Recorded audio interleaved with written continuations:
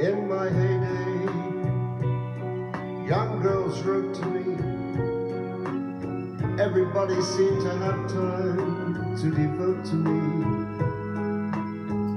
Everyone I saw all swore they knew me once upon a song. Main attraction, couldn't buy a seat. The celebrities would die to meet. I've had every accolade bestowed on me, and so you see, if I never sing another song, what a fantastic song. That's the late, the great Matt Monro from England. A lot of people call him the English Sinatra. He had a smooth voice. And that song is If I Never Sing Another Song, which actually was special material written for Shirley Bassey. But everybody seemed to love Matt Monro's version of it.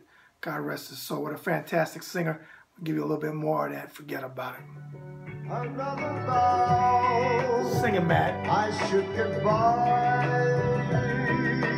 but I'm not sure how. What a song. Forget about it. Hey, folks, if you forgot who I am, I'm the man with the brown fedora, the pinky ring, and the New York thing. Forget about it. Bad Brad Berkowitz, and this is another RSR video email bag show where I take your questions that you send in. And I had to do one yesterday, I had to do one today, and I probably got to do one tomorrow and the next day. I'm getting slammed, but hey, I told you it's all about you. Without the questions, without you, the viewers, who I love and have much respect for, even when you don't agree with me, and that's okay, because I don't like sheeple. But send your questions if you want to be on the next show, and we'll get to them. To ringsidereport2014@gmail.com. That's ringsidereport2014@gmail.com. Now make sure you subscribe while you're looking at the man with the fedora, the pinky ring, and the New York thing. Forget about it. Subscribe to the RSR YouTube channel so you can get notified every time we do an update. Whether it's my show, Quick Show, James Quick Tillis, the Fighting Cowboy, or when we start shooting again, and we will be doing that shortly now that Debbie is off her schedule where she was doing turnover at work and is back to a semi-normal schedule. We'll be shooting the Bad Brad Berkowitz show, and we're booking guests as we speak. So make sure you subscribe so you can get all of those great shows. Forget about it. And our recaps of fights and so on and so on. Now, if you want to advertise or sponsor the RSR Video Email Bag Show, how do you do it? You should be telling me. You should be texting me right now, even though I have this thing on Do Not Disturb. Send serious business inquiries to ringsidereport2014@gmail.com. It's ringsidereport2014@gmail.com. Now finally, the book, Close Up, Boxing Interviews of a Lifetime. The back by the cat with the brown fedora on tonight. Of course, it's me. Forget about it. If you want to order the book, go to authorhouse.com. Again, that's authorhouse.com or Amazon or Barnes & Noble, wherever you purchase your books from. Forget about it. Now, we got some doozies. I say it a lot, but we usually do. Tonight, that I'm about to get into. So without further ado, let's get to your questions. First question is, Bad Brad, there's nobody doing the show with more honesty, humor, and sincerity than you, buddy. Oh, wow. First of all, thank you. That humbles me. That's a great compliment. I greatly appreciate that, and I'm being truly sincere. I would love to see you picked up on a network TV, because not only would you bring a fresh approach to the old ways of boxing business, it's time for it. I have two questions for this show. One, is it really true or folklore that Frank Sinatra took care of fighters he loved? I heard my Grandpa Nino, God rest his soul, talk on our stoop years ago when I was little about Frank and boxers. Boy, do I miss those times. My second question is, I saw that Adrian Broner had the highest PBC TV ratings so far. It couldn't have been because of his horrible opponent there. Why do you think it was? There have been better fights than his on PBC. Grazie Paisan, Anthony F. from Mount Kisco, New York. Well, Anthony F., it's the first time I'm hearing from Mount Kisco, New York. And let me tell you, I used to hang out in Mount Kisco because I used to live in Bedford Hills, New York, back in the day with my Uncle Gene. When I moved back to New York and finished my 11th and 12th grade high school years and graduated, I used to hang out in Mount Kisco all the time. Used to catch the train into the city from there, as you know. Okay, so your first question about Sinatra, well, that's a great question. No, it's not folklore. It is absolutely 100% true. Now, before I answer your question, I got to share something with you because I just saw it today. Tom Dreesen happened to be Sinatra's opening act. He was a comedian, is a comedian, I should say. He used to have an act with Tim Reed, if you remember Venus Flytrap from WKRP in Cincinnati. They were hilarious. They were before their time. You're an Italian guy and a black guy doing an act, and it was hilarious. In the 60s, they owned the stage. Now, Tom Dreesen is a 47-second clip. Look it up on YouTube because I saw it for the first time, and Tom actually recently posted, maybe in the last couple of days. And it was a story of why Frank Sinatra insisted upon Tom and anybody in his show, including himself, wearing a tuxedo. And I got to tell you, it's because it really, everybody knows I love Sinatra, and this even made me love him more, and I respect him already, but even made me respect him more because I get so freaking tired of the mafia, this and this and this bullshit. They don't want to tell you the good stories. I'm about to answer your question and also finish up this good story. He told Thomas, he said, look, if we go sing for the King and Queen of England, will we not be in a tux? And Tom said, yes, Frank, absolutely. He said, well, that guy that works at the steel mill that saves up 2, 3, 4 paychecks to get 2 tickets for him and his wife, or that waitress that saves up on her job to come and see me, they're just as good as the King and Queen of England. And if we're going to put on a show and dress up for the Queen and King, we're going to dress up for them because they're kings too. Well, I'm going to tell you what, if that doesn't move you, that story, and the sincerity of Frank Sinatra, even though he was the biggest star in the history of stars, especially in the singing world, if that doesn't humble you and make you appreciate what a great guy he was, then I don't know what will. It moved me for sure, and I believe the same thing. You never judge anybody, whether they're a hobo on a train, I know there's no hobos anymore, but a bum in the street, because you never know his story, or a Fortune 500 CEO. I don't judge. I take everybody based on each individual, and I don't judge. I don't believe in that. Now, did Frank Sinatra take care of boxers? I'll give you 2 stories amongst many others that probably are around, but I'll give you 2 that I know about for sure. First one, Joe Louis. He loved Joe. When Joe was down in his luck, Sinatra took care of him. When he had a heart attack, Sinatra put him on his plane to a heart specialist to make sure Joe was taken care of. He took care of the funeral. Okay, he did everything like that. Then the second one was Sugar Ray Robinson, who Frank adored and loved. He made a deal with Anheuser-Busch was the promoter, or at least one of them, of his concerts. Frank made a deal with Anheuser-Busch in his contract that a certain percentage go directly every month to take care of Sugar Ray Robinson, who sadly died, believe it or not, on the same day as Joe Louis, April 12th. But Joe died April 12th, 81. Sugar Ray Robinson died April 12th, 89. 2 different fighters that Frank took care of, not folklore. Absolute fact. I could tell you more, but we don't have enough time. And your second question was Adrian Broner. I was surprised, but you know why it is? It's not because, let me say this before I go into my answer. Adrian, I've said it many times, I can't stand him as a person. I think he's a piece of garbage, and I mean it with an exclamation point. Adrian Boner, as I call him, is absolute shit. But that doesn't change the fact that he's a hell of a fighter when he takes the sport seriously, which is hardly ever, it seems lately. But the reason why was not because, obviously, Ashley didn't look good, his opponent, that's his first name, and Boner didn't look that great, but he did what he had to do. He finished him off, I think, in the 9th round. The referee, Louis Pabon, and I think Louis did a good stoppage. Good job, and I actually told him on Facebook, and he thanked me. Louis, good job again. I think you stopped at the perfect time. The reason why it did well is not because of the fight itself, because I agree with you, there's been better fights on BBC. It's because he's so disliked in the boxing world. Muhammad Ali was too, and Muhammad Ali, we know, was a great fighter. Floyd Mayweather, same thing.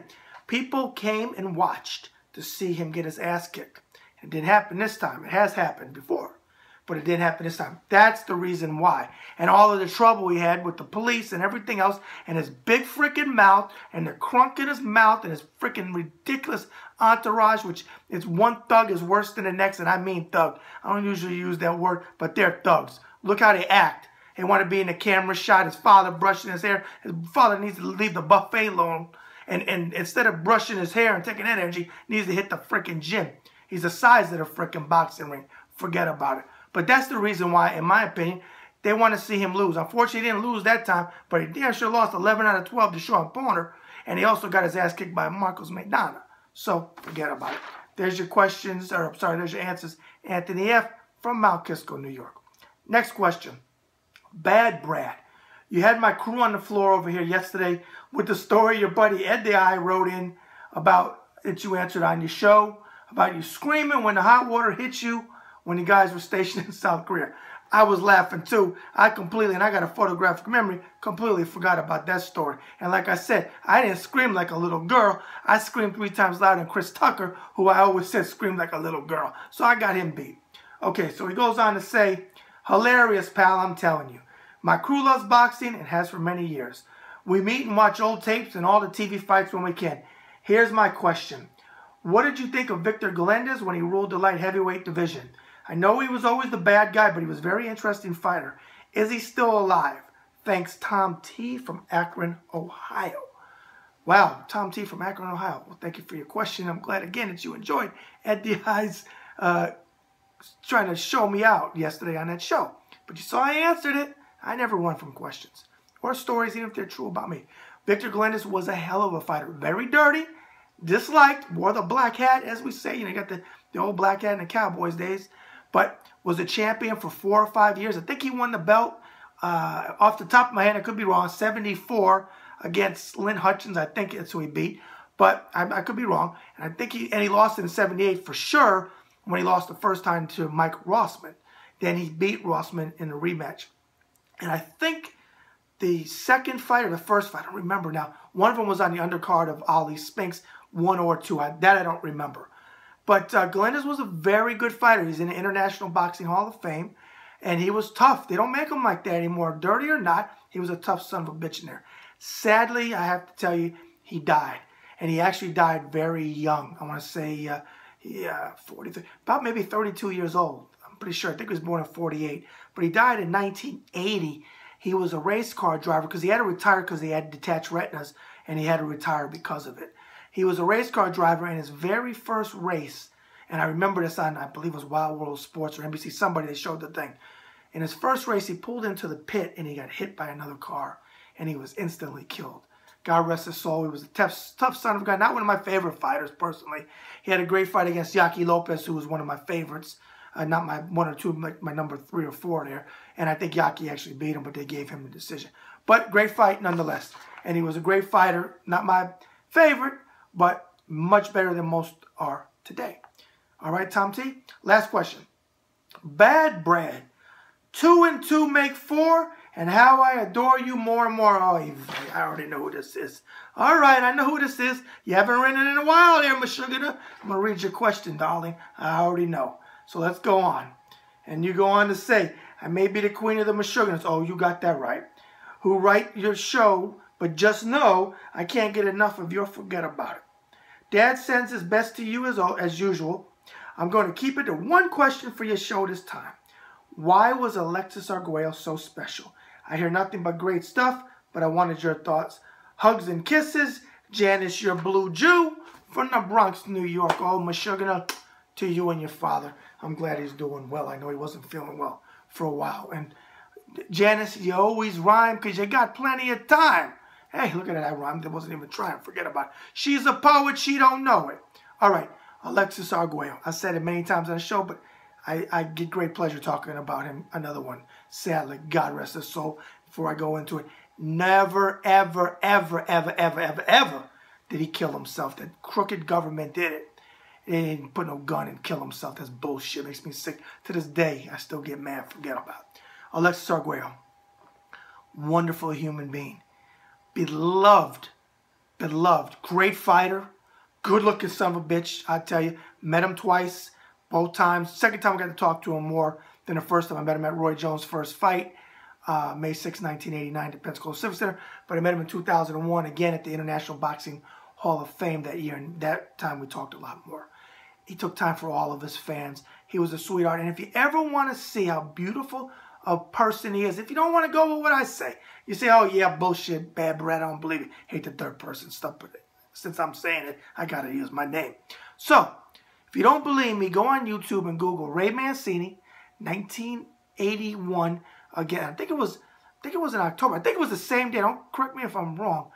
It might have been, was it April 12th, 81? For some reason in my head, I'm thinking he fought the same day as Hilmer Kenty and Sean O'Grady when Sean O'Grady beat him. I could be wrong. Look it up, folks. Email me. You know, I'm not always right on my facts, but I'm usually 98% right. I think they fought the same day, but it was overshadowed because that fight was so great. Either way, it might not have been. It might have been the first Tommy Hearn Sugar Ray. I'm getting off topic. So, watch that fight, Ray Mancini versus Alexis Arguello.